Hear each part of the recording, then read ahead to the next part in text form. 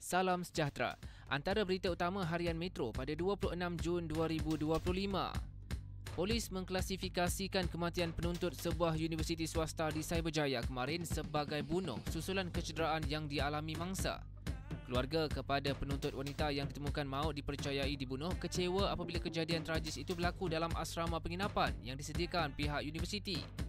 Iran memberi jaminan Selat Hormuz kekal dibuka dan selamat untuk laluan perdagangan serta penghantaran tenaga termasuk ke negara Asia Tenggara.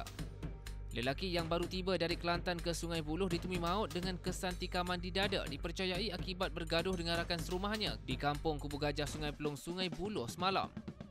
Derita dua beradik perempuan yang menjadi mangsa cabul, rogol dan liwat oleh bapa kandung sendiri selama 11 tahun lalu berakhir apabila lelaki itu dipenjara 124 tahun dan 92 sebatan oleh Mahkamah Session Muar hari ini.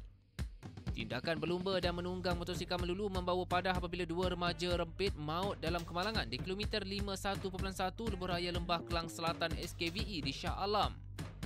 Komposer dan penerbit Man Senoi dan isterinya Mama Rap yang juga pemilik hak cipta lagu-lagu For You To See mendakwa tidak dihubungi mana-mana pihak berkaitan penganjuran konsert We For You To See Live in Concert yang dijadual berlangsung di Idea Live Arena Petaling Jaya pada 15 September depan.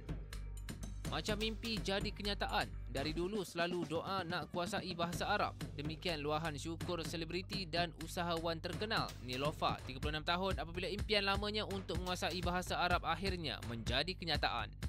Skuad bawah 23 tahun negara kendalian Nafuzi Zain bakal diuji dalam 3 perlawanan persahabatan menentang pasukan Liga Super sebagai persiapan menjelang kejohanan akan datang.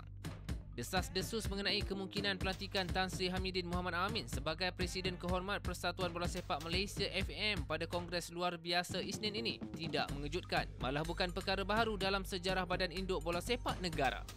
Sekian ringkasan berita setakat ini. Layari www.hmetro.com.my untuk berita terkini.